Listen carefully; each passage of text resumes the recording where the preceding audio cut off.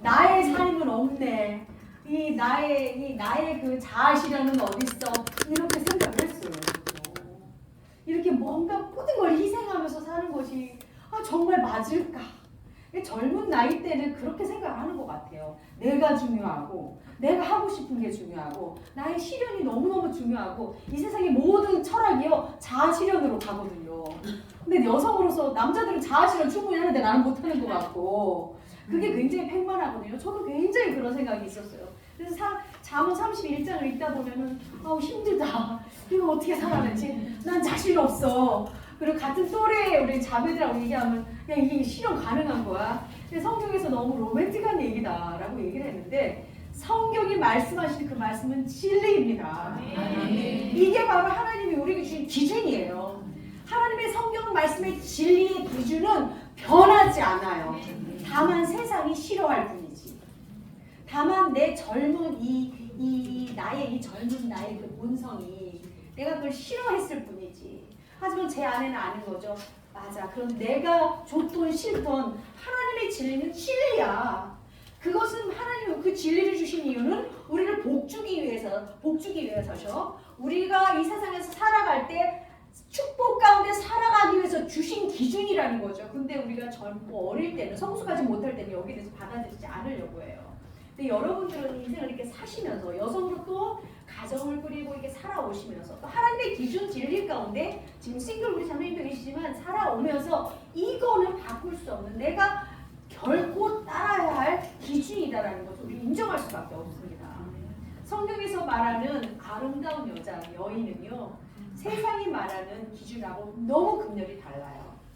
현숙한 여인이에요. 겉으로 보이는 고운 것도 거짓되고 아름다운 것도 헛되다. 헛되다. 전도서에서도 계속 얘기하죠. 헛되다. 하나님을 즐기고 하나님을 알고 하나님을 즐거워하는 거 그것만큼 아름다운 게 없는데 바로 그 하나님을 아는 여성, 그 하나님을 알고 경외하는 여성이 아름다운 여성이라고 하는 거예요. 아름다운 거. 끝나고 아무리 성형 이쁘게 아름답게 하고 주름살 쫙쫙 펴도 그 다음에 또 주름살 또 생기지 않습니까? 또 끌어당겨야 돼요. 또 땡기고 하다 보면 나중에 정말 성형 괴물이 나온다고 하죠.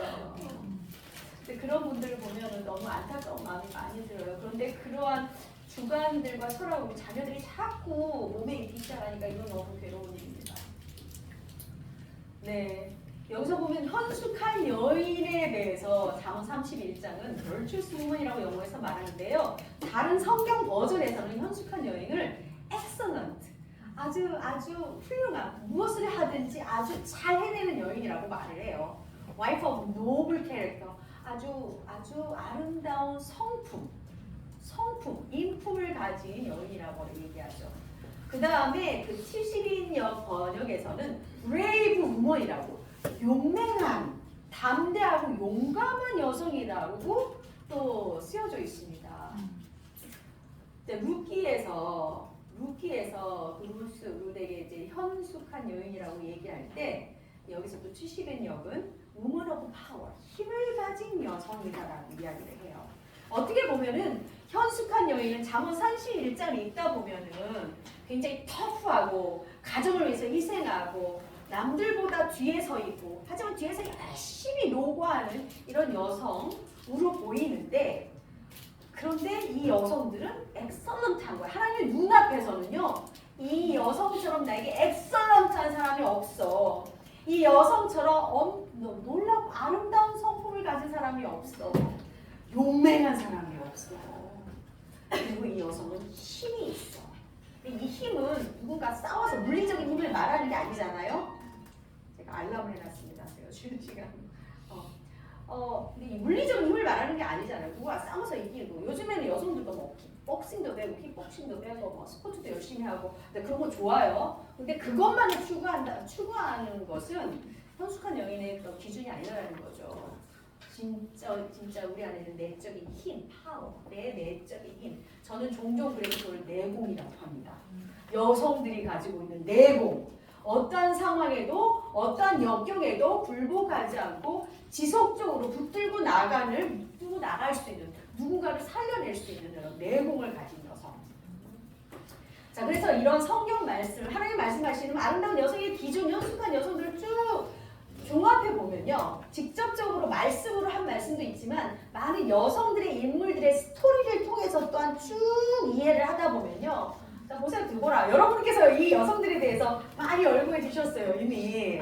여러분들이 이미 알고 계십니다. 이들의 스토리를 통해서요. 드보라, 룻, 에스더, 아비가일, 엘리자베스, 마리아, 악사 누군지 알죠? 악사, 갈렙의, 네, 브리스길라, 베베의 사도 바울의 부역자 베베, 여기도 더 많이 있어요. 근데 이러한 여성들은 첫째 하나님을 경외하는 여성으로 정체성을 뚜렷이 가진 여성이었어요. 그래서 첫 번째 현숙한 여인의 첫 번째 정체성이 뚜렷해야 되는 거죠. 내가 나의 모든 근원이 하나님께로부터 왔다라는 걸 아는 사람, 아는 여인. 이 모든 것이 아버지께로부터 왔다. 나의 모든 정체성은 그분으로부터 시작된다. 나는 그분의 딸이며 그분의 여종이다라는 어떤 정체성이 뚜렷한 사람은 그 근원이 어딘지를 알기 때문에, 그 근원이 하나님인 걸 알기 때문에 하나님을 경외한다는 거예요.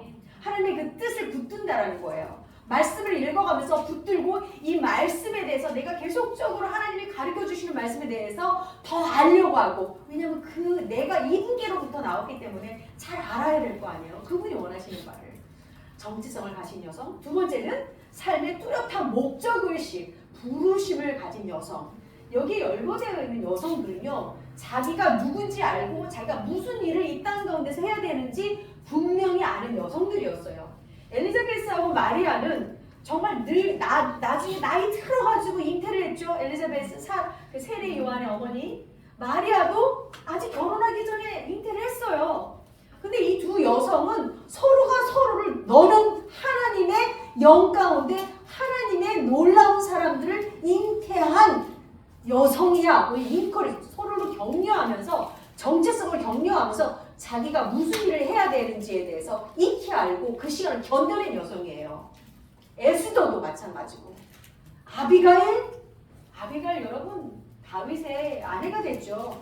근데 어리석은 남편을 둔 여성이었지만 자기는 그때 그 시대에 무엇을 해야 모두를 살려내는지를 알고 있었어요. 어떻게 해야 피를 보지 않는지, 어떻게 하면 하나님의 종 다윗 왕이 칼을 쓰지 않고 모두가 살아나게 할 수 있는지 아비가일은 뚜렷이 알았어요. 그래서 무엇을 해야 되는지 목적의식이 분명했어요. 다윗에게 나가죠. 자, 여기 있는 여성들은 다 현숙한 여인들이었습니다. 자, 그래서 우리가 그 여성들의 정체성과 부르심이 분명해지는 순간 우리들은 정말 용맹해지고 용감해지고 우리가 지금 바로 right now 무엇을 해야 될지에 대해서 알게 됩니다. 무엇을 해야 될지 아는 것은 여러분이 하나님 앞에서 여러분 각자가 찾아내셔야 돼요. 오늘 이 강의를 다 듣고 나시면 여기에 대해서 하나님께 물으셔야 돼요. 그냥 듣고 그렇지 난 그런 사람이라고 끝나면 안 되고요. 물으셔야 돼요. 내가 하나님 그럼 어떻게 무엇을 하기를 원하십니까? 구체적으로 묻고 결단하고 살아내셔야 합니다. 제가 2022년에 그래서 브레이브 러브라는 여성 집회를 서울, 대전, 부산, 군산에서도 했어요. 작게는 여기 대전 한빛교회에서 집회를 했었습니다. 혹시 그 자리에 계셨던 분 있으십니까?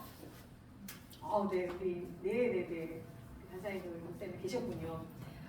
그때 당시 이제 브레이브 러브라는 이 메시지가 사실은 이 성경적인 여성성을 회복하자, 특별히 다음 세대 여성들에게, 그러니까 20대, 30대 여성들이 하도 여성상이 깨지고 있으니까 이 메시지를 외쳐주는 거예요. 여러분은 이 세상에 말하는 그 여성의 정체성이 아니에요. 여러분은 하나님께서 그런 고귀한 자로 불렀기 때문에 더 이상 세상에 휩쓸리지 마세요. 비혼주의에 휩쓸리지 마세요. 더 이상 내 것만 추구하면서 희생적인 삶에 대해서 부정적으로 생각하는 그런 여성상으로 가면 안 돼요 하고 집회를 통해서 굉장히 강한 메시지를 나눴었어요. 근데 이런 자리에서 첫 번째 저희가 첫 번째 제이어스라는 연합으로 해서 집회했을 때 한 600명 정도 여성들이 모였었거든요. 600명 여성의 거의 80%가 20, 30대였어요. 젊은이들이 왔어요. 젊은 여성들이. 젊은 여성들이 와서 이 메시지를 듣는데 우리가 그런 사람이다라고 부르짖는데 이 여성들이 하나님께 회개하기 시작하는 거예요. 20, 30대가 반응하는 거예요.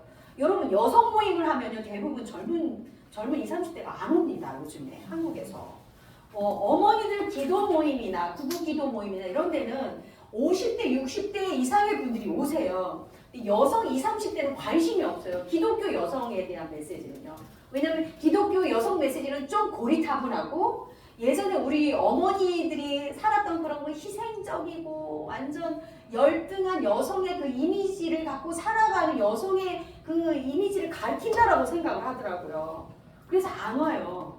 근데 이때 당시에는 이제 제이어스랑 제가 연합을 하면서 제이어스라는 그 찬양단체가 가지고 있는 젊은이들 팬층이 있습니다. 팬층. 그 팬층이 쭉 온 거죠. 20, 30대가. 메시지를 한 1시간 반을 외쳤어요. 그리고 나서 자 여러분 하나님이 여러분을 이렇게 만드셨는데 거기에 반응하고 싶은 사람 나오세요. 하나님 나에게 이런 말씀하셨습니다. 간증하고 싶은 사람 나오세요. 그랬더니 한 20, 30명이 막 뛰어나오더라고요. 막 뛰어나오는 거예요. 가지고 그냥 짧게 하나님은 나를 이렇다고 나를 이런 여성으로 만드셨습니다 하고 선포하고 계속 빨리빨리 넘어가려고 했는데 한 사람당 10분 이상 간증을 하는 거예요. 아니 우리 빨리빨리 시간이 없어서 선포하고 하고 또 그 다음 메시지로 넘어가려고 하는데 우리 20대 30대 자매님들이요 와서 고백을 하는데 막을 수가 없는 거예요. 제가 한국 땅에서 저는 지금까지 비혼주의자였어요. 저는 절대 결혼 안 할 거라고 했고 나는 절대 우리 엄마처럼 안 살 거라고 얘기했는데 내가 하나님께 회개합니다. 하나님이 나에게 여성으로 창조하셨고 여성에게는 가정을 꾸리고 자녀를 낳고 그 다음 세대를 낳는 부르심을 준다는 것에 대해서 내가 예스합니다. 이런 고백을 하는 거예요. 많은 비혼자들이요 회개하고 돌아왔어요. 그때 20, 30대 청년들이. 제가 이러면서 이게 되는구나. 우리가 외치지 않고 가르치지 않아서이지 우리 젊은 세대도 지금 늦지 않았어. 하나님이 그 일을 너무너무 하고 싶어 한다는 걸 그때 깨달았어요. 그래서 제가 그 이후로 이 집회를 마치고 집회 한 번 마치고 끝나면 그 이벤트로 끝나는 게 싫어서 그 후로 제가 북클럽도 하고 서클을 하고 있습니다. 서클을 모아서 또 뭐 여기저기서 모아요. 꼭 예수정도만 하지 않아요. 누구든지 와라. 그래서 우리가 이걸 공부해요. 하나님 우리를 어떻게 만드셨는지. 그리고 너 알았으면 깨달아서 누군가에게 가서 알려줘. 누군가에게 가서 활성화시켜줘. 너도 이런 여성이야 라고 알려줘. 깨어내자 하고 뭔가 운동으로 무브먼트로 지금 하고 있는데요. 저는 이 안에서 우리 어머니네 세대들이 특히나 같이 여기 이 자리에 더 많이 계신데 저희들이 이 젊은 20, 30대가 가진 기독교 문화가 우리들의 세대 문화로 다를 수는 있어요. 하지만 하나님은 여전히 그 세대에서 이 동일한 그 진리, 동일한 하나님 오시면 아름다운 여성상의 기준들을 가르쳐주기를 원하세요. 다시 오리지널 디자인으로 돌아오기를 원하시는 거예요. 그래서 여러분 이 자리가 정말 중요합니다. 여러분 오늘 이 시간 끝나고 나면 여러분이 적으시고 기억하는 거 가지고 여러분 숙제를 가지고 가시는 거예요. 누구에게 가서 이걸 또 나눌 것인가? 누구를 또 회복시킬 것인가? 자, 이제 메인으로 들어가겠습니다. 하나님이 그렇다면 오리지널리 창조하신 여성의 그 디자인은 어떠한 것인가? 하나님이 우리에게 성경을 통해서 여러분 말씀하셨듯이 모든 많은 여성 인물들을 통해서 잠언 31장을 통해서 성경에서 직간접으로 많이 말씀해주고 계세요. 현숙한 여인이다라는 것을. 그런데 이 여성에 대한 하나님의 성경적인 계시를요 성경에서만 말씀하고 계시지는 않아요. 하나님은 우리에게 성경이라는 특별 계시를 주셨어요. 네. 하나님 왜 특별 계시를 주신 줄 알아요? 하나님이 이미 특별 계시 성경을 주시기 전에 이 세상 온 세상 만물에 창조주가 창조한 그 모든 자연 만물들을 통하여서 하나님이 살아계시고 창조주가 계시고 그 창조주가 왜 이렇게 창조하셨는지를 계시해 주세요. 그것을 보고 우리가 무엇이라고 얘기하냐면 일반 계시라고 합니다.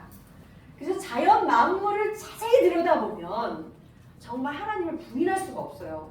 창조주가 계신 걸 부인할 수가 없어요. 그런데 사람이 죄성이 있어서 이 원래 원죄부터 시작한 사람의 이 원죄, 죄성이 있고 나를 하나님보다 앞세우고 나를 교만하게 내가 뭐든지 할 수 있어 하고 하나님을 무시하는 이런 죄성이 우리 안에 있어서 하나님이 이렇게 일반 계시고 자연 만상 가운데 드러내 주시는데도 불구하고 우리가 왜곡하는 거예요. 외국에서 해석하고 외국에서 전파하고 외국에서 따르지 않고 안 믿으니까 특별 계시가 필요했던 거죠. 하나님이 콕 찍어서 하나님 그 살아있는 성령을 통해서 이 성경 말씀에 담아 놓으셔서 그리고 성경을 읽을 때마다 그 성경을 쓰신 성령님이 또 우리 안에 조명해 주시고 감동을 주셔서 이해해서 진리를 그대로 맛볼 수 있도록 특별 계시 주셨어요. 왜냐하면 우리가 왜곡되게 해석을 하니까. 그런데 여전히 일반 계시에서는요, 우리가 이 특별 계시의 성령님의 분별력, 성령님이 알게 하시는 것을 이 어떻게 보면 렌즈죠, 렌즈. 제대로 된 렌즈를 가지고 일반 계시를 들여다보면요, 정말 그 안에는 맞아, 하나님이 진짜 우리를 이렇게 창조하셨어 라고 깨달을 수 있는 많은 계시들이 있습니다. 그리고 그 자연들을 막 연구하는 사람들 중에 자연과학 연구하는 많은 과학자들 중에서도요, 그렇기 때문에 하나님 절대 부인할 수 없다라고 막 외치는 과학자들도 많아요. 그리고 인문학이 있잖아요. 인간과학의 그 휴먼 사이언스인데요. 소사이티, 소셜 사이언스, 사회과학, 인간과학, 인문학 이런 것들을 연구하고 공부하는 많은 사람들 중에서도요, 하나님을 알고 하나님을 아는 지식이 있는 사람들은 사람들을 공부하면 공부할수록, 사이콜로지도 마찬가지예요. 사회과학, 사회성, 인간의 사회성, 인간은 어떻게 태어나고 어떻게 자라는가를 막 연구를 하다 보면 정말 하나님 우리를 이렇게 창조하셨구나. 여기에 창조 원리가 있다는 것을 깨달을 수 있어요. 저는 원래 교육을 했다라고 그랬잖아요, 여러분. 그래서 교육학을 공부를 하다 보면은 사람이 어떻게 태어나고 나이를 먹으면서 어떻게 성숙해지는지에 대해서 공부를 많이 해요. 그래서 이 두뇌 발달이 어떻게 되는지도 쭉 공부를 하고, 두뇌 발달이 이렇게 되면서 이 사람들이 각각 도덕성도 어떻게 발달하는지에 대해서도 막 공부하고요. 신앙심도 어떻게 발달하는지에 대해서도 공부를 해요. 그렇게 수백 년 동안 인간을 공부한 학문들이 있어요. 근데 그 학문들을 들여다보면 남성과 여성을 이렇게 다르게 만드셨구나 하는 것도 들여다볼 수 있는데 그게 굉장히 성경적이에요. 그래서 일반 계시에서 하나님이 우리를 이렇게 창조했다는 것을 사람들이 발견한 것들, 이것들도 들여다보고 싶은 거예요, 여러분. 아주 놀랐습니다. 그래서 사람들이 여러 인간 발달 이론들 중에 사람들의 도덕성이 어떻게 발달하느냐를 연구한 하버드 교수님이 있었어요. 로렌스 콜버그라는 분. 여기서 교육학을 공부하신 사람은 아니면 사이콜로지, 심리학을 공부하신 사람들은 굉장히 잘할 거예요. 근데 이분이 어린 시절부터 옳고 그름을 판단하는 거죠. 도덕적인 판단 능력. 어떤 상황에 딱 처해졌을 때 이런 상황에서 어떻게 하면 더 올바른 상황 판단을 할까 하는 도덕적 판단 능력이 어렸을 때는 별로지만 어른들이 커가면서 어른들로 성숙해 가면서 그 판단 능력이 더 나아지잖아요. 그걸 연구를 해요. 어떻게 발달하는지. 그랬는데 연구를 딱 해보니까 거의 발달하는 판단 능력의 기준이 생기는데 어렸을 때는 이 판단 능력의 기준이 별로 없어요. 근데 커가면서 더 생겨요. 근데 그 판단 능력의 기준이 뭐냐면 정의로움, 의로움, 평등, 이것이 판단 능력의 기준이 된다, 판단의 기준이 된다는 거예요. 그래서 어렸을 때는 이런 정의로움, 의로움 이런 것이 그렇게 많이 자라진 않지만 만약에 뭐 추상적인 사고도 가능해지는 어떤 청소년 나이쯤 되면은 뭔가 이런 상황에서 정의가 구현되고 어떤 의로움과 평등이 실현되는 그런 판단을 해야 돼 하면서 결정을 하게 돼요. 그래서 내가 이런 상황에선 너에게 이렇게 대하고 너에게 이렇게 대하고 하겠어 하면서 판단 능력이 길러진다라고 하는 거예요. 자, 그런데 그렇다면 정의로움이, 의로움이, 평등의식이 더 잘 발달되면 발달될수록 도덕적인 판단 능력이 뛰어나다고 말할 수 있는 거잖아요, 여러분. 그런데 그래서 사람들이 그러면 도덕적 판단 능력이 이 사람은 얼마나 성장했고 저 사람은 얼마나 발달됐고 이거를 측정하는 테스트를 만들게 돼요. 그래서 이 테스트 설문 같은 걸 해가지고 하면은 당신의 그 도덕적 판단 능력은 정의로움, 의로움, 평등의 이것이 강하게 형립되어 있기 때문에 당신의 판단 능력은 높습니다, 낮습니다 이게 나오는 거예요, 설문을 하면. 근데 이 설문을 가지고 조사를 했는데 수백 명을 조사를 했어요. 남녀 표본을 가지고. 그런데 그 결과가 어떻게 나왔냐면 이 결과가 일반적으로 남자는 도덕적 판단 능력이 높고 여성은 낮다라고 나오는 거예요. 그래서 일반적으로 남성들은 판단 능력이 더 좋아. 여성들은 낮아.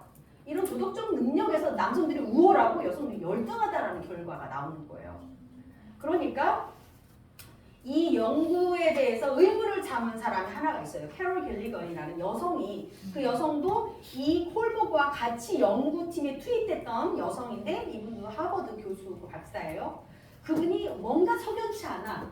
왜 이럴까? 그렇다면 여성은 모든 이런 법조계에서 이런 데 빠져야 되는 거 아닌가? 열등하다고 판단이 되니까. 그리고 그게 사회 문화 안에 이미 팽만한 거예요. 여성들은 빠져라. 여성들은 능력이 부족하니까, 열등하니까. 이렇게 자꾸 가는 거예요. 그래서 미국도 서구 사회도요, 여성 투표권이 나중에 주어집니다. 모든 투표권이 남자들만 해요, 초반에는. 그러니까 그런 문화 안에 기조가 자꾸 만연하니까 이 여성이 이상하네? 하고 이 연구를 들여다봐요. 이 로렌스 콜버그가 연구한 그 모든 표본들을 봤더니 표본들이 다 남성이었던 거예요. 남성들만 데리고 표본을 삼아서 연구한 결과로 도덕적 판단 능력을 잣대를 만들었으니 여성에게 해당되지 않잖아요.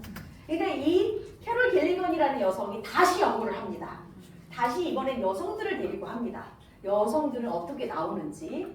그러면서 발견을 합니다. 그리고 이 책을 In a Different Voice, 다른 목소리라는 책을 냅니다. 연구 결과로. 그래서 발견하는 게 뭐냐면 남성들의 판단 능력은 무엇이 정의로운가, 무엇이 의로운가에 의해서 판단을 하는데 여성은 그러지 않는다는 걸 발견하는 거예요. 여성들이 어떤 상황에 딱 처하면 배려의 윤리에 의해서 상황 판단을 한다는 걸 발견을 해요. 여성들은 좀 더 이렇게 칼같이 자르고 정의를 구현할 때 피해를 보고 상처를 입고 고립되고 불이익을 당하는 약자들이 있다라는 걸 여성들은 본다라는 거예요. 그래서 꼭 칼 자르듯이 하지 않고 그래도 이 사람을 배려해야 합니다라고 이야기를 한다라는 거죠. 그런데 그 이야기를 하는 게 사회에서 일반적으로 열등한 판단이라고 생각하고 그 얘기를 안 들어주는 거예요. 그렇게 하면은 안 돼! 하고, 근데 이 캐롤 길리건의 어떤 그 보고에서는 이 여성의 배려의 윤리가 빠지면 이 사회의 많은 약자들이 고통을 받는 결과를 가져올 수밖에 없다라고 발표를 합니다. 그러니까 이 이론이 발표되고 나서부터 사람들이 의식을 하기 시작해요. 판단 능력이 남녀가 다를 수밖에 없구나. 다르구나. 자, 이렇게 배려의 윤리에서 여성들이 한다고 해서 여성들에게 정의로움과 의로움과 평등의 의식이 없다라는 건 아닙니다. 예? 그렇다고 해서 남성들에게 배려의 윤리가 없다라는 건 아니에요. 근데 모든 인류, 많은 큰 인구, 많은 사람들을 종합적으로 봤을 때 좀 더 남성들에게는 정의감, 의로감, 의로움, 평등의식이 더 발달되어 있고 여성에게는 배려의 윤리가 더 발달되어 있다는 일반적인 이론을 도출하게 되는 거죠. 자, 제가 배려라는 거는 이런 뜻이에요. 다 같이 한번 읽어볼까요? 혹시 이제 글씨가 조금 작긴 할 수도 있겠지만 배려란 시작. 배려란 상대의 입장을 자신의 입장보다 우선시하고 타인의 어려움을 이웃 동료에게 이리저리 마음을 쓰거나 그들로 길을 봐주며 그들을 진심하고 걱정하면서 두루 돌보라는 의미입니다. 무엇을 보살피려는 기도와 마음 없는 보살피려는 성향. 여러분, 잠언 31장이 이렇게 오버랩돼서 느껴지지 않으세요? 잠언 31장에 나오는 여성은요, 이 배려의 윤리가 굉장히 뛰어나게 발달된 여성이에요. 그 여성은 헌숙한 여성으로 성경에서 말하고 있고 바로 이 헌숙함이 그래서 우리 여성에게 준 유니크한 디자인이다라는 것을 말할 수 있는 거예요.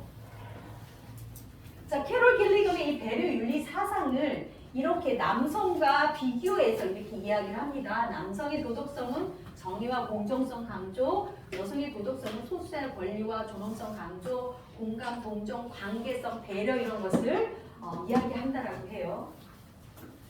자, 그런데 여러분 보십니까?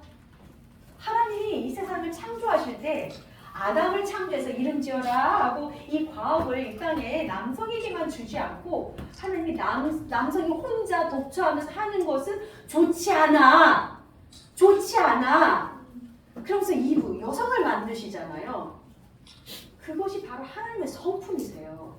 하나님이 아담과 이브를 이 땅에 창조하실 때 우리를 대리자로 만드셨어요. 자, 하나님이 우리를 친밀함 가운데 교제하고 사랑의 교제의 관계를 하고 싶어서 넘버원 그런 교제를 하고 싶은 자녀의 관계, 그런 사랑의 관계를 막 평생 누리기 원하셔서 그 관계 가운데 우리를 축복하고 싶으셔서 우리 창조하셨어요. 넘버원.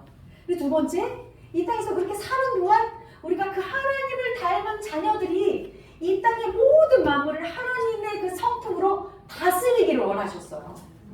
우리에게 대리 임명을 주셨어요. 이 땅을 다스리라고, 정복하라고. 자, 그런데 하나님을 닮아서 다스려야 되는데 보니까 남성에게는 하나님 만드실 때 하나님이 남성 유니크한 판단하고 딱 봐가지고 아, 쟤는 목이 좀 길고 뭐 귀가 좀 느끼하고 얼룩덜룩하고 기린. 그러니까 어떤 논리적이고 이론적이고 합리성에 의해서 이름을 짓는데 그렇게 해서 아담에게 그렇게 할 수 있는 능력을 주셨잖아요. 자, 그런데 그거를 독주하고 아니야 뭔가가 그러면서 이불을 만들어주신 거예요. 하나님은 그분의 성품을 닮은 남성과 여성이 이 땅에서 충만하고 이 땅을 차지하고 다스리기를 원하세요. 한 성향만 가진 남성만이 이 땅을 다스렸다고 생각을 해보세요, 여러분. 아마 잘 다스렸을 겁니다. 네. 하지만 뭔가 부족했을 거예요. 여러분 생각해보세요. 이 땅에 여성이 하나도 없고 다 남성들이 이 땅을 아마 많이 이제 힘들게 할 수도 있었을 겁니다. 정의로움 이런 거 굉장히 중요하잖아요. 경쟁의식이 상당히 경쟁의식도 되게 세잖아요. 네. 네, 그런데 하나님 그래서 여성을 주셨죠. 왜냐하면 그 하나님의 그 두 가지 성품을 이 땅 가운데 release, 이 땅 가운데 풀어내고 싶으셨어요. 충분히, 충만하게, 그리고 함께. 성령님은 몇 분이시죠? 네, 한 분이신데 또 세 분이세요. 하나님도 절대 혼자 풀어내기를 원하지 않으세요. 이 세 분은 연합해서 한 분인 것처럼 생각과 마인드와 그 모든 걸 공유하면서 함께 힘을 주고 함께 중보하고 함께. 하나님의 그 원리는 진짜 한 사람이 다 해결하는 걸 원치 않고 함께 공동 교제하면서 하나님의 사랑을 충분히 나누면서 삼위일체 하나님 그 사랑 충분히 나누니까 남성과 여성이 사랑을 충분히 나누면서 이 각각의 역할, 각각의 유니크한 면을 풀어내기를 원하시는 거죠. 자, 근데 하나님의 성품이 두 가지가 있습니다. 여러분 한 가지만 하나님의 성품 한 가지만 알면 여러분은 정말 하나님 반쪽만 하나님을 아는 거예요. 여러분 하나님 왜 구약만 안 주시고 구약 신약을 주셨어요? 왜 하나님이 그렇게 아담과 하와를 창조하시고 또 그들이 죄를 지었을 때 그 에덴에서 쫓아냈지만 유예 기간을 주셨잖아요. 하나님 구원을 이루는 유예 기간을 주신 거예요. 우리는 그 기간에 살고 있어요. 주님 오시는 날까지. 왜냐면 하나님 그 두 성품이 있으니까. 하나님에게 있는 정의로움, 거룩하심, 의로우심 이것만 있었으면 우리는 아마 에덴 동산에서 그냥 인류의 역사는 끝이었을 겁니다. 끝! 죄 졌으니까. 근데 하나님은 긍휼과 자비하세요. 거기서 그냥 끝내지 않으셨어요. 잠깐! 너희들 죄악이 너희들 안에 있구나. 내가 이 죄악을 근데 다스릴 것이다. 내가 이것을 해결할 거야. 하지만 그때까지 기다려. 하나님이 유예기간을 주시면서 예수 그리스도를 데리고 예수 그리스도를 통하여서 긍휼과 자비를 통해서 우리를 구원해 주시잖아요. 다시 회복시키시잖아요.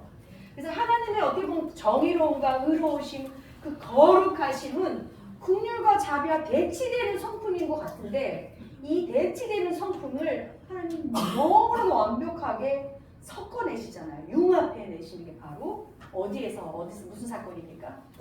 십자가의 사건이에요. 하나님 절대 멸망하거나 모두를 저주하지 아니하시고 하나님의 긍휼과 자비를 예수 그리스도를 통하여서 가지고 오셔서 구원을 이끌어내시는 거예요. 지금도 그 구원의 날 가운데 우리는 살아가고 있고요. 그런데 하나님이 이 두 성품을 남성과 여성에게 녹아내셨다라는 거예요. 그리고 우리 남성, 여성 다 우리는 하나님의 성품을 다 닮아야 하지만 조금 더 일반적으로 남성들에게는 정의로움과 의로움을 가지고 판단하고 상황 종료하고 상황을 이끌어 나가는. 하지만 그 가운데서 여보 아니야.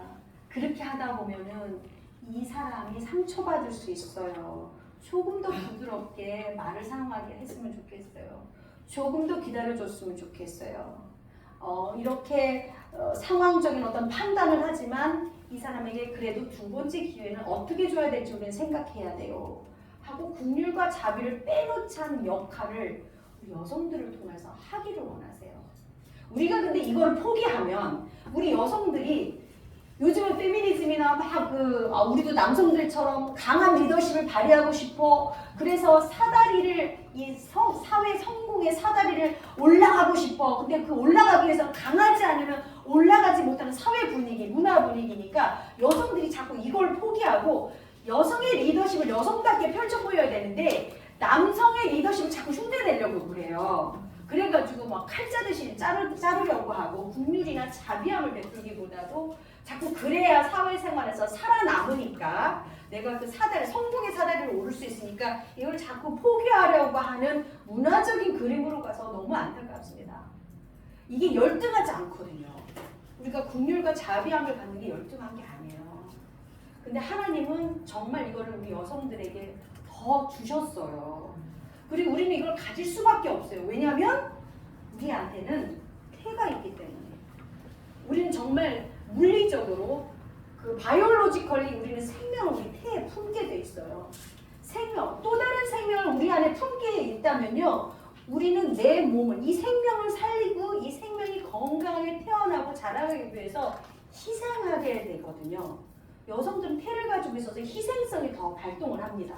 그래서 내가 피해를 좀 당해도 내가 좀 덜 받아도 누군가를 살려고 내려고 하는 어떤 타인을 향한 긍휼과 자비, 배려의 윤리를 가질 수밖에 없어요. 우리는.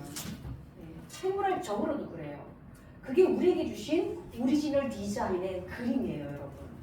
그리고 이것은 특별히 성경을 들여다보기 이전에 일반 계시에서도 드러나고 있어요. 사람들이 공부해도 이걸 발견할 수밖에 없는 거예요. 그래서 요즘에는 그 법조계에서도요. 제가 뭐 법조계를 잘 아는 건 아니지만 그 법 안에서도 그 뭐 민법이 있고 형법이 있고 그 법에 의해서 상황 판단을 하지 않습니까? 사람들을 재판을 하고 뭐 감옥을 보내고 뭐 이렇게 하잖아요. 그런데 어떤 상황 가운데서 이 사람이 굉장히 좋은 의도로 누군가를 구하려고 했는데 결과적으로는 사건이 아주 안 좋게 진행이 됐어요. 그러면 정의나 의로움이나 뭐 이런 거를 해서 정말 칼자듯이 판단을 하면은 결과적으로 누구에게 상해를 입힌 사람에게 벌을 주게 되잖아요. 그런데 법조계에도 여러분 사마리아 법이라는 거 혹시 들어보셨습니까? 사마리아 법이라는 것은 이 사람이 좋은 의도로 살리려고 했는데 결과적으로 잘못됐어요. 그럴 때 이 사람을 구제해주는 법이에요. 그러니까 법 안에서도 민법, 형법 안에서도 정말 칼처럼 자르는 법만 해서는 많은 사람들이 억울한 상황이 들어오기 때문에 이런 사마리아법, 선한 사마리아법 같은 것도 이제 들어오게 되는 거예요. 어떻게 보면은 세상 법에서도 이 두 가지를 조화를 이루어내는 것에 대한 중요성을 알아가고 있고 실현을 하고 적용을 하고 있다는 거죠. 그렇다면 why not? 우리가 우리 사회에서 우리 여성이 가진 이 배려의 윤리나 하나님이 주시는 어떤 긍휼과 자비의 그 성품을 우리를 통해서 펼쳐내는 거 왜 우리가 안 합니까? 왜 우리가 이것을 포기하고 왜 이런 것을 열등하다고만 생각해서 우리가 목소리를 내지 않고 도와주려고 하지 않고 뒤로 숨습니까? 이건 우리가 하나님 우리 여성에게 주신 디자인대로 살아가지 못한다라고 할 수도 있어요. 어떻게 보면 여성들은요 오지랖이 많아요. 잠언 31장 여성이요 굉장히 오지랖보입니다. 보면 그러니까 누구도 손이 안 닿는 사람이 없어요. 근데 정말 경건하고 거룩한 오지랖은요 부리셔야 돼요, 여러분. 자꾸 이것을 자꾸 뒤로 빼고 안 하려고 하고 그러지 마세요. 하지만 우리는 정말 근데 이제 우리가 또 오지랖 푸는데 막 고집스럽게 다른 리더들이나 우리 남편이나 다른 남성들의 어떤 그분이 보는 합리성이나 현실성을 또 무시하고 또 하면 안 되죠, 여러분. 이건 아주 베이스 라인이에요. 함께 만들어 가야 되는데 함께 만들어 가야 됩니다. 하지만 함께 만들기도 이전에 너무 우리가 열등할 생각해서 이건 아닌 것 같아, 너무도 떨어지는 것 같아, 샤프하지 않은 것 같아, 이래서 우리가 포기하면 포기할수록 많은 연약한 자들이 고립되고 외로울 수 있다는 거예요. 우리는 그런 좋은 거룩한 오지라고 부리셔야 합니다, 여러분. 자, 그래서 배려의 윤리는 정의 도덕성과 대조되는가? 그렇지 않아요. 하나님은 이 두 가지를 완벽하게 이루어내셨어요. 예수 그리스도를 통하여서. 우리는 예수 그리스도, 예수님을 따르는 제자들이에요. 여종들이에요. 여제자들이에요. 그것을 온전히 이루신 예수님을 따라 우리는 만들어낼 수 있어요. 배려의 윤리, 다른 분들과 함께, 다른 남성들과 함께, 다른 남성들이 가지고 오는 정의 도덕성과 함께 구현할 수 있어요. 그래서 하나님의 성품으로 정복하고 다스리는 일을 우리는 함께 해 나갈 수 있습니다. 남성에게 그래서 여성은요, 빠질 수 없는, 없어서는 안 되는 배필이고 동반자고 파트너입니다. 이 땅 가운데서 그래서 함께 이루어 나가야 돼요. 저는 여기에 우리 목사님들 함께 우리 남성분들도 같이 계신 게 너무 기쁩니다.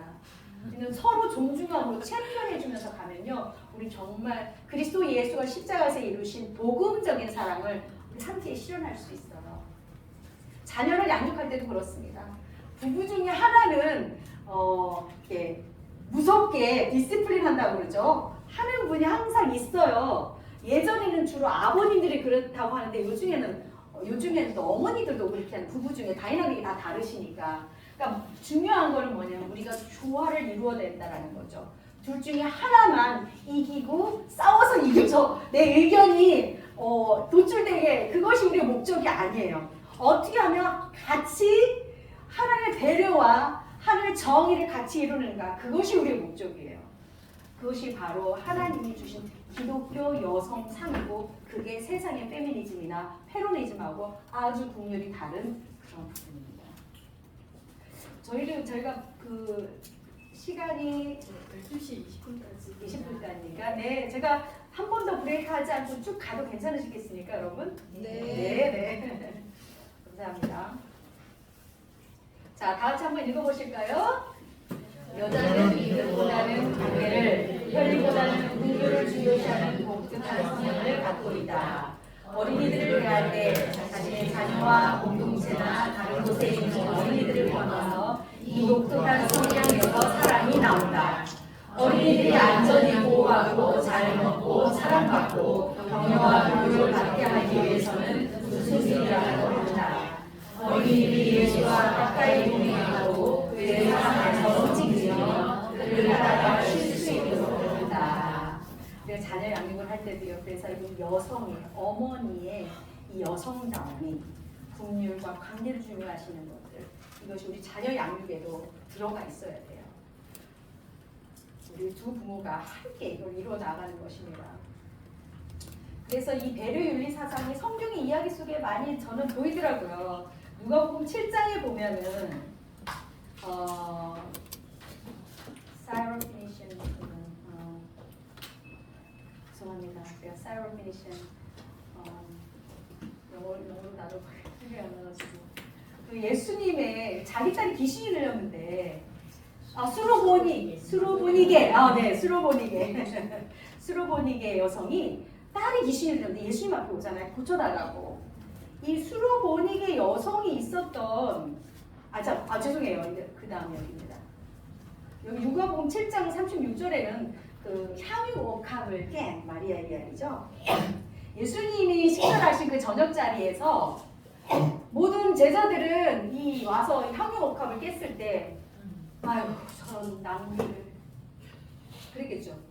저는 그래서 실제적으로 얘기했잖아요. 그거를 잘 팔아가지고 많은 사람 도울 수 있을 텐데, 굉장히 합리적이고 로지컬하고 공정하고 그런 어떤 판단들을 했다면, 이 여성은요, 그런 거 아니에요. 이 여성은 예수님이 다가올 날들을 알고 있었어요. 예수님이 어떤 분인지 알고 있었어요. 그분이 무슨 일을 하실 분인지 알고 있었어요.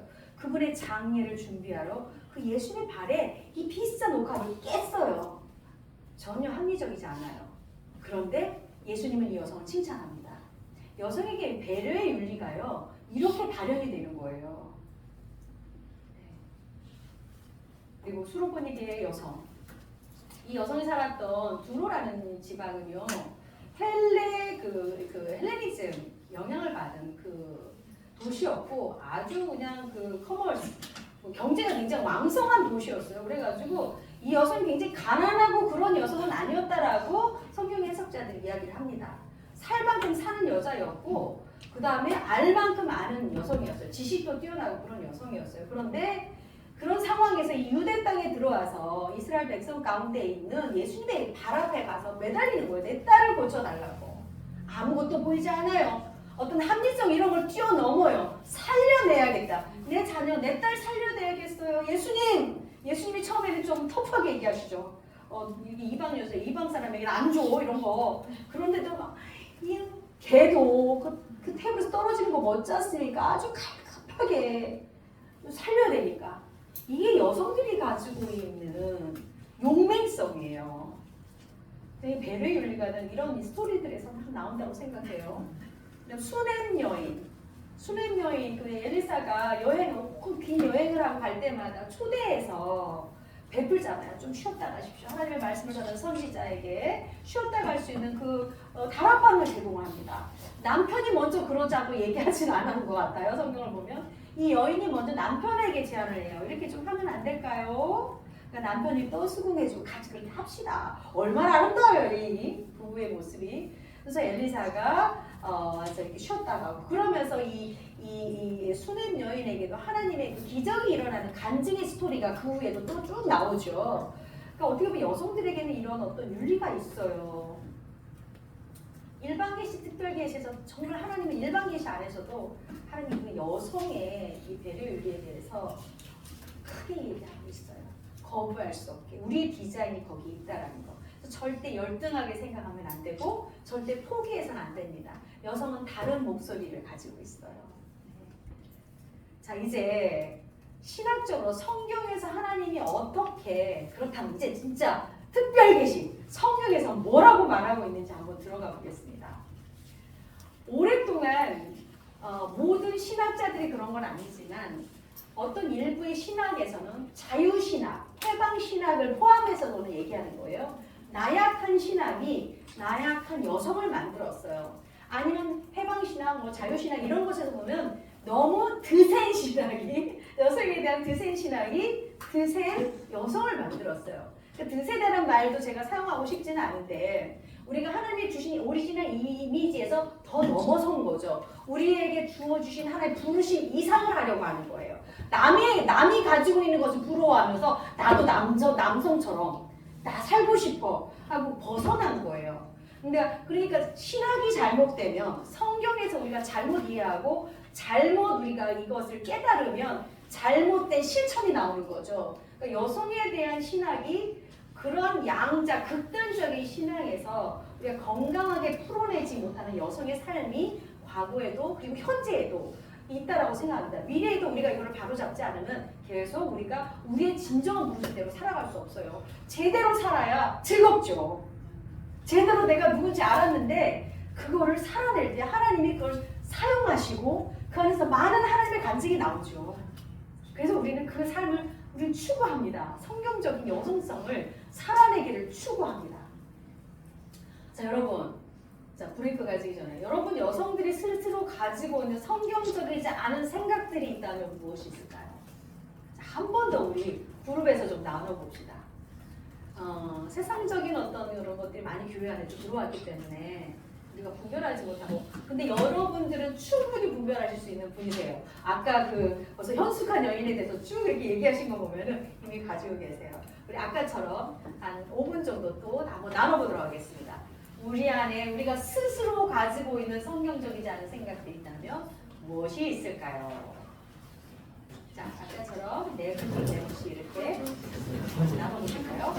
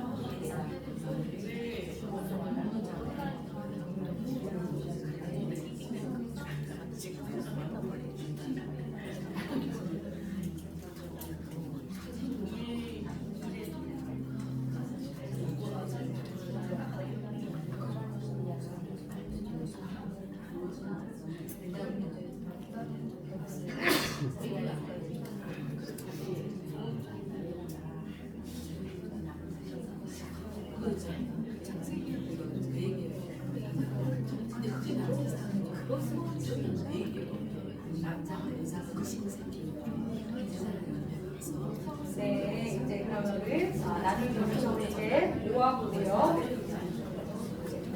네, 우리 한 그룹마다 한 가지 정도씩 나눠주실 수 있을까요? 여러분 그룹에서 몇 가지 혹시 나누셨어도 한 가지 정도, 한두 가지 정도 이렇게 나눠주세요. 우리가 스스로 가지고 있는 성경적이지 않은 생각이 무엇이 있을까요? 이번에는 이 가운데 줄부터 시작해 볼까요? 3, 4, 5, 6, 1, 2로 가보실까요? 네, 우리 3번 그룹에서 어떤 것이 있다라고 나누셨습니까? 아, 네, 네. 알게 않지 않는다. 네네. 아이를 낳는 것이 뭐 아이 안 낳고 살아도 괜찮다 이렇게 생각하는 거 그죠? 내 생각에 하나님 생각보다 아까울 때 묻지 않았을 때 하나님 묻지 않고 내 생각대로 해보라고 할 때. 내 자녀를 생각하고 하나님 자녀를 생각하지 않고 막 이렇게 이런 것들을 해라 막 했을 때 네네. 맞아요. 우리 하나님 우리에게 주셨는데 내 뱃속에 품어서 내가 낫다고 내 자식이라고 생각하고 내 마음대로 하려고 하는. 와, 영민 씨가 감사합니다. 네, 우리 그 뒤에 그룹. 비혼주의, 이제 아이 낳지 않고 즐기는 우리 딩크족. 징크죠. 비혼주의 징크죠. 네. 네, 감사합니다. 교회 안에 많은 청년들이 이걸 가지고 있어요. 나는 그 사람을 추구한다 하면서 꽤 많아요. 네, 네, 우리 번째로 반복적으로 있으면 반복적인 것도 얘기하셔도 됩니다. 네.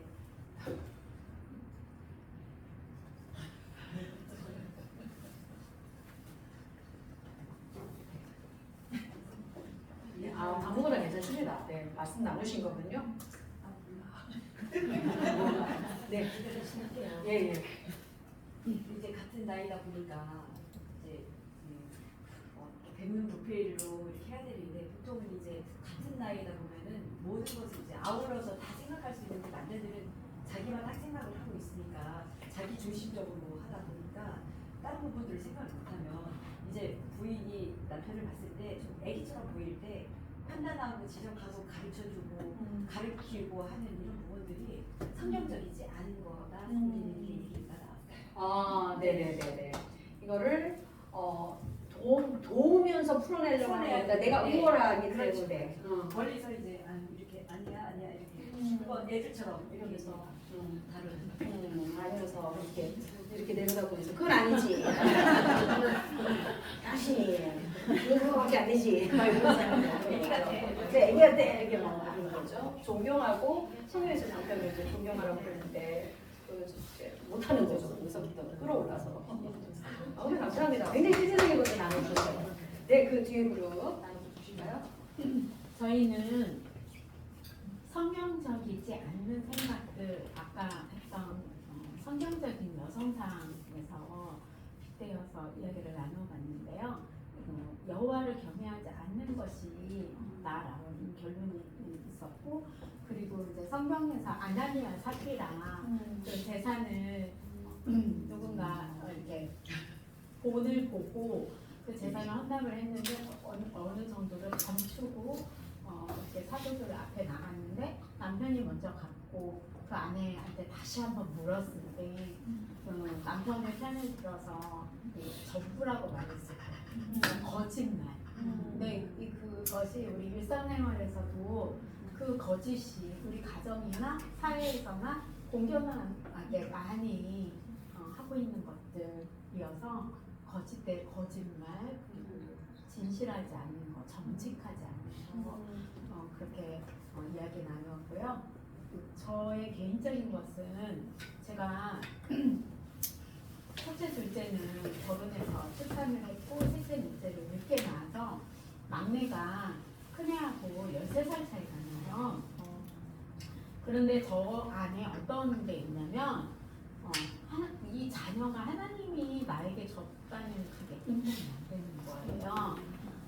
그래서 셋째, 넷째가 없었으면 나의 삶은 좀 더 풍요롭고 그리고 나의 시간들을 잘 갖고 그리고 더 많은 일들을 할 수 있었는데 이 두 아이들이 나의 발목을 잡고 있는 생각을 해서 하나님께 많은 원망을 하고 그리고 남편을 굉장히 많이 미워했거든요. 너 때문에 내가 이 고생을 하고 있다. 그런 인정하지 않는 그런 마음이 지금도 그게 해결되지 않는 내면에 그런 쓴뿌리들이 자리 잡고 있어요. 얘는 예쁜데 그런 하나님께서 오지 않았던 그런 실수로 태어났다. 그런 생각이 인정하지 않는 마음이 그런 마음이 네, 굉장히 솔직하게 오픈해서 나오셔서 너무 감사합니다. 네. 근데 우리 자매님만 가지고 있는 게 아니에요. 우리에게 한 번 정도는 그런 생각을 하신 여성들이 많아요. 맞습니다. 저를 시작으로 했죠. 저도 그랬어요. 저도 그런 생각한 적이 있어요. 그리고 지금 많은 우리 자매님들이 우리 한국 안에서 기독교 여성들도 포함해서 얘기하는 겁니다. 근데 우리가 다시 한번 하나님께 가지고 나가야겠죠. 굉장히 솔직하게 오픈해서 말씀해 주셔서 감사합니다. 네, 첫 번째고요. 이제 나눠주실까요? 네.